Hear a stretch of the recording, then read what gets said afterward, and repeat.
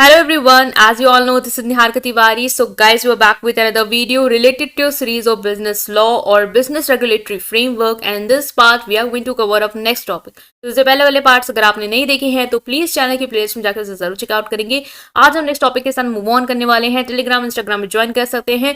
Telegram group है commerce group SWNT। So without any further delay let's start this video. So now guys, in this video we are going to cover this topic, that is difference between bailment and pledge। pledge और bailment में क्या difference है, हमने bailment का topic समझा, pledge पढ़ा, और हमने देखा कि pledge जो है एक वैरायटी है bailment की, ठीक है।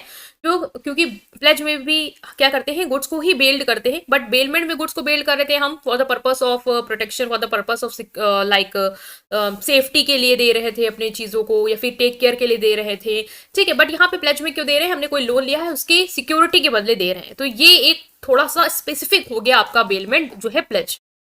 तो वन बाय वन हम सारे डिफरेंस को देख लेंगे। तो सबसे पहले है कि बेलमेंट और प्लेज में क्या डिफरेंस है, ठीक है। ये आपको क्लियर हो, दिख रहा हो, थोड़ा सा इसको इग्नोर करें, बहुत छोटा हो गया, ठीक है।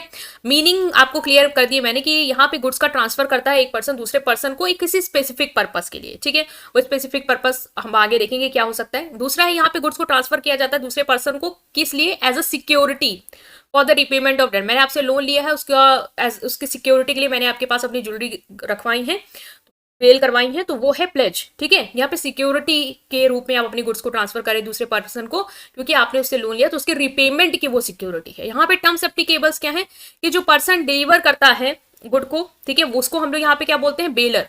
और यहाँ पे जो पर्सन गुड्स को डिलीवर करता है एज अ सिक्योरिटी, उसे बोलते हैं हम यहाँ पे प्लेजर या पॉनर। यहाँ पे the person to whom the goods are delivered, जिसको गुड्स डिलीवर किए जाते हैं बेलमेंट के कॉन्ट्रैक्ट के तहत, उससे बोलते हैं बेली।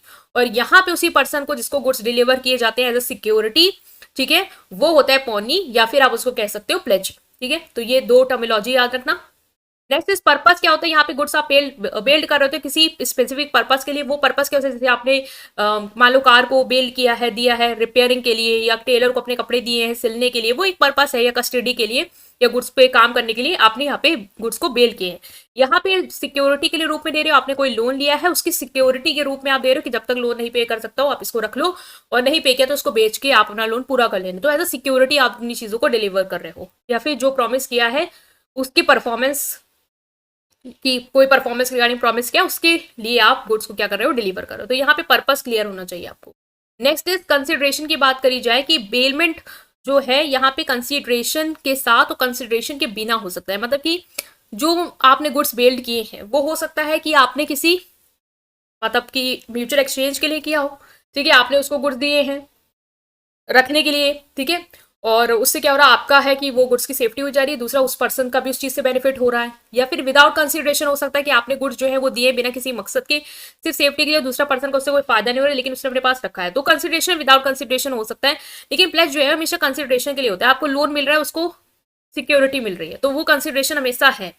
यहाँ पे हो भी सकती, नहीं भी हो सकती। जैसे आपने ग्रेट्यूटियस बेलमेंट और नॉन ग्रेट्यूटियस बेलमेंट पढ़ा, ठीक है, तो कॉन्सेप्ट क्लियर कर लीजिएगा से पहले वाले पार्ट देखे। Next right to sell the good. यहाँ पे बेली के पास कोई राइट नहीं होता कि वो गुड्स को सेल करे। अगर बेलमेंट के चार्ज नहीं भी दिए हैं बेलिन जो बेलर है उसने, तब भी आप गुड्स को नहीं सेल कर सकते, ये कोई राइट आपके पास नहीं है। इवन बेलर के अगेंस्ट फाइल करना, एक केस भी फाइल करना, उसके लिए भी राइट जो है वो बेली के लिमिटेड होते हैं। लीन एक्सरसाइज करने की भी राइट जो है वो कुछ लिमिटेड ही होते हैं, बट यहाँ पे पूरे राइट्स होते हैं पॉनी के पास कि वो गुड्स को सेल कर दे। अगर जो पॉनर है या प्लेजर है उसने आपके गुड्स का पेमेंट नहीं किया है, तो मतलब आपका लोन का पेमेंट नहीं किया है, उसने नहीं दिया है आपका पैसा, डिफॉल्ट कर गया है, तो आपके पास पूरे राइट है कि जो भी सिक्योरिटी आपके पास है आप उसको बेच के अपना पैसा जो है वो रिकवर कर लो। बट यहाँ पे ऐसा राइट नहीं है कि आप उसके गुड्स को सेल कर दो। Next is right to use of good. Bailee जो है वो गुड्स को यूज कर सकता है स्पेसिफिक पर्पस के, लाइक टेलर को अपने कपड़े दिए स्टिच करने के लिए, तो स्टिच करिंग पर्पस के लिए वो गुड्स को यूज कर सकता है, ठीक है, अदरवाइज नहीं यूज कर सकता। प्लेजी में क्या हो सकता है कि जो प्लेजमेंट है या प्लेज वाला टॉपिक, उसमें क्या है कि जो प्लेजी है या पॉनी है जिसके पास गुड्स रखे, वो गुड्स को यूज नहीं कर सकता जो आपने उसके पास एज ए सिक्योरिटी प्लेज किए हैं, ठीक है। वहां पे तो वो कर सकता है जो भी पर्पस है जिस बताया गया जिसके लिए, उसके लिए, अदर वो भी नहीं कर सकता, बट यहाँ पे वो नहीं ही यूज कर सकता है, ठीक है। तो ये हमने डिस्कस कर लिया, डिफरेंस बहुत ही शॉर्ट में था। आई होप आप समझ पाए। स्टिल कोई भी डाउट है कमेंट सेक्शन में पूछेंगे, वीडियो को लाइक करेंगे, चैनल को सब्सक्राइब करेंगे, इस पूरी प्लेलिस्ट को अपने फ्रेंड के साथ जरूर शेयर करेंगे। Thank you.